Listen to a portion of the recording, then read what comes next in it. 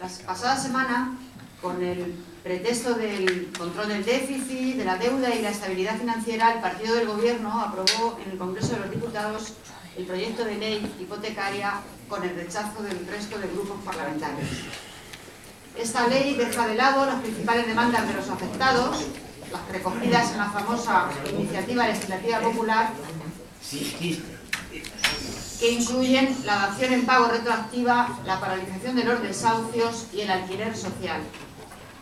Estas demandas también se sabe que gozan del apoyo masivo de la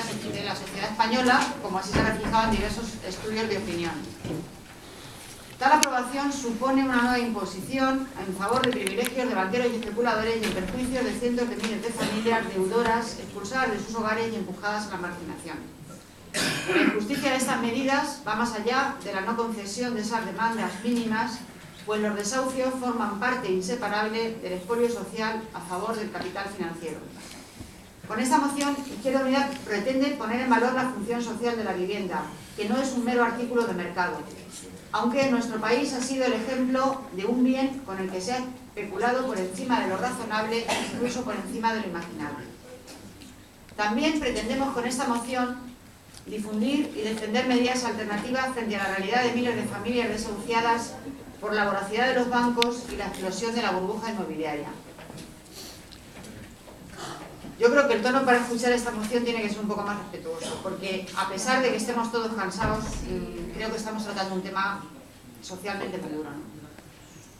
Los desahucios son la peor cara de la crisis económica y condenan a la exclusión social a miles de familias cada día. Frente a esta dramática realidad, el Gobierno de Andalucía, la consejera andaluza de Vivienda es consejera de Izquierda Unida, el Gobierno, como se sabe, del PSOE y de Izquierda Unida, han puesto sobre la mesa un ejemplo valioso que responde a esa propuesta, a esa alternativa de sí se puede, sí se pueden hacer otras cosas, que reclaman, por ejemplo, las personas de estos desahucios, la plataforma de afectados por las hipotecas y los miles de indignados por las políticas de recortes sociales del Partido Popular que defienden los privilegios y beneficios de los banqueros especuladores causantes de la crisis. Con esta moción también pretendemos que cunda el ejemplo, mostrar la sensibilidad social de algunas fuerzas políticas como Izquierda Unida, que tenemos muy claras las prioridades, y las prioridades son el apoyo a quienes sufren, la defensa de las necesidades sociales básicas para todos, la búsqueda del bienestar de la mayoría, de la justicia y la equidad en el reparto de la riqueza colectiva, la redistribución de esta para evitar el colapso social al que pretenden conducirnos con las políticas de recortes de austeridad suprema. Y exigimos con esta moción que el Partido Popular también cambie sus prioridades. En nuestra exposición de motivos hacemos referencia a la Asamblea General de Naciones Unidas y a la Declaración Universal de Derechos Humanos, respaldado desde 1948, en que se promulgó por muchos países, también el nuestro, y en el que se hablaba del derecho de cada persona a un nivel de vida adecuado que le asegure, así como a su familia, la salud y el bienestar, y en especial la alimentación, el vestido y la vivienda. También posteriormente se avanzó, se formuló y también goza de amplio consenso internacional el Pacto Internacional de Derechos Económicos, Sociales y Culturales, que habló de la tutela efectiva de este derecho vinculando a los Estados parte, porque no solamente el reconocimiento del derecho de toda persona a un nivel de vida adecuado, sino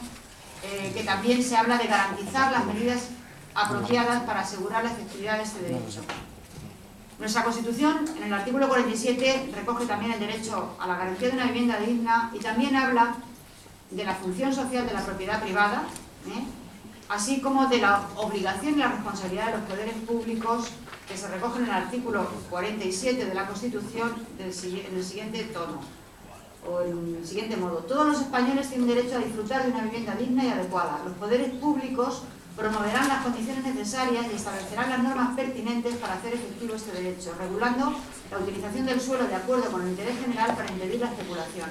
La comunidad participará en las plusvalías que genere la acción urbanística de los entes públicos. Hay que tener en cuenta que la asunción de estos derechos entraña no solo el reconocimiento de un derecho individual, sino la obligación de las administraciones, empezando por el Estado, de actuar con los medios a su alcance para garantizarlos.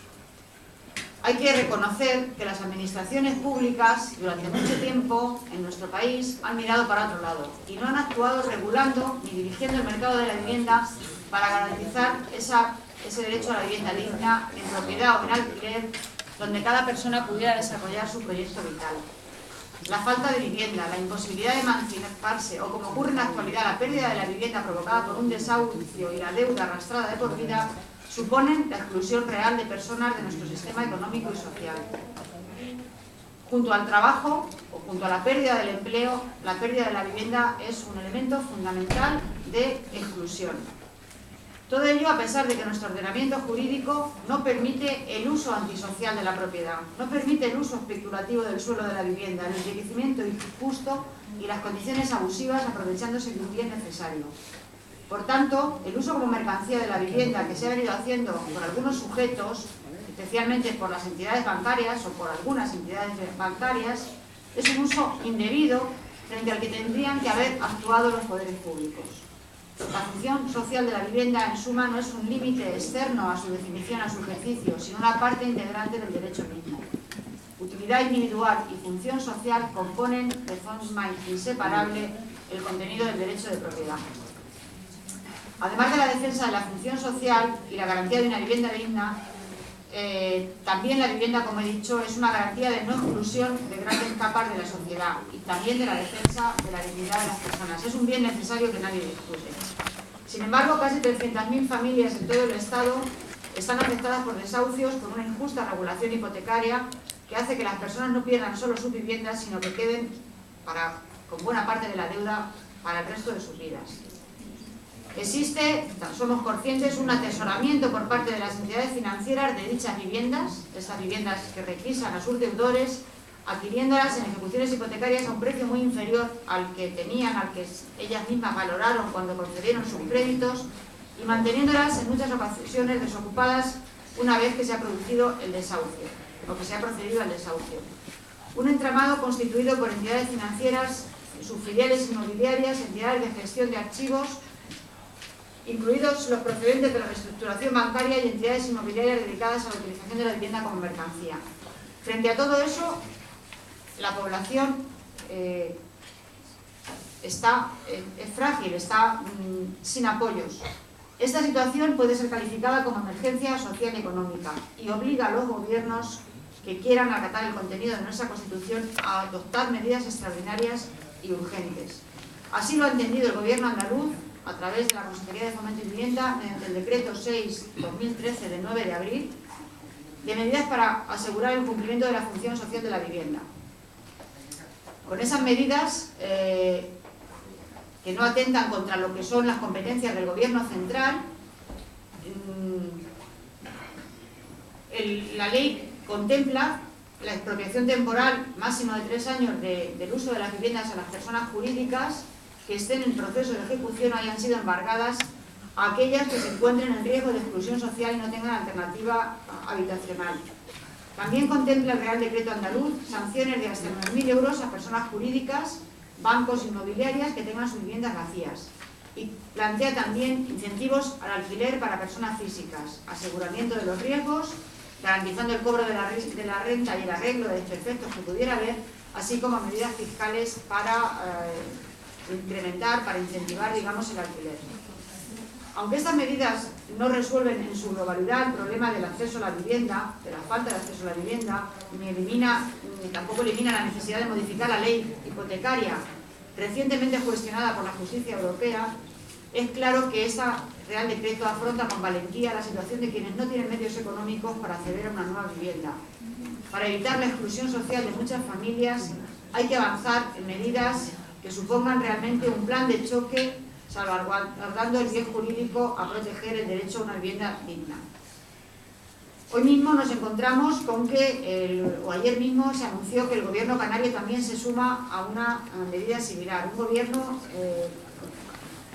digamos, con otra composición distinta a lo del Gobierno andaluz, pero que también ha considerado importante dar pasos en este mismo sentido. Por todo lo anterior, proponemos que el Ayuntamiento Pleno adopte los siguientes acuerdos. El Pleno del Ayuntamiento de Albacete insta al Gobierno de Castilla-La Mancha a adoptar medidas legales similares a las contempladas en el Real Decreto 6/2013 del Gobierno andaluz de medidas para asegurar el cumplimiento de la función social de la vivienda en la comunidad autónoma y trasladar el presente acuerdo a los grupos políticos de las Cortes Regionales, Consejo Municipal de Consumo, Asociación de Consumidores, Usuarios y asociaciones defensores del derecho a la vivienda. Muchas gracias, señora diputada.